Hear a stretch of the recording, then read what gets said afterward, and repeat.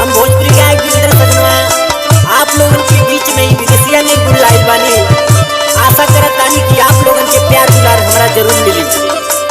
रामा की बारी आ जब फुलवारी फूला लगे से झरी जई है।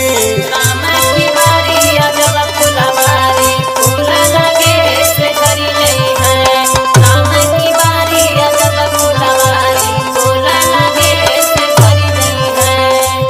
हरी रामा की बारी आ जब फुलवारी अरे फूला लगे से झरी जई है हो। फूला लगे से झरी जई है।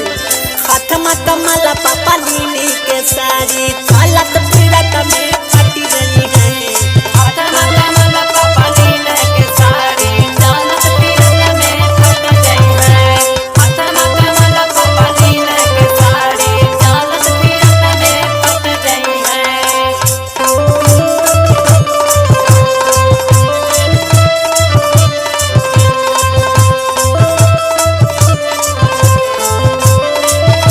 आई देखी आगे का कहे के बा। हाथ में कमल पापा लीने के साड़ी चलत फिरत में फट जाई है हो। चलत फिरत में फट जाई है ए हो। आज माता कारा गोदी गुना दहिया के एक दिन बालाई हट जाई है।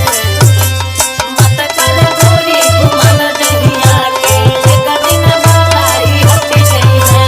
मत कर गोरी घुमन दहिया के एक दिन बालाई हट गई है। बड़ छलिया अब छुबा हेलिया डाट के लाला हो। बड़ छलिया हेलिया डाट के लाला हो। रोजा रोजे कहवा पियन के संग मुँह करे लगाला। रोजा रोजे कहवा पियन के संग मुँह करे लगाला।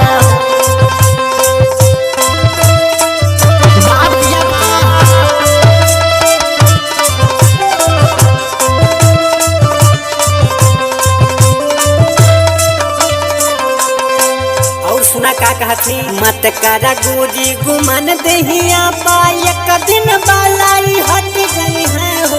एक दिन बालाई हट गई है। हरी भारी बंधुआ जाना पड़ोसी क्यों ना सतवा तब दई है। बंधुआ ना पड़ोसी क्यों ना सतवा तब दई है। भाई बंधुआ ना पड़ोसी क्यों ना सतवा तब दई है। भाई बंधुआ जाना पड़ोसी क्यों ना सतवा तब दई है हो। क्यों ना सतवा तब दई है।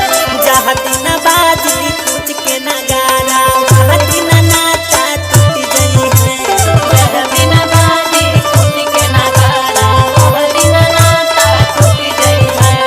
वह दिन बाजी खुद के नगारा वह दिन नाता टूट गई है।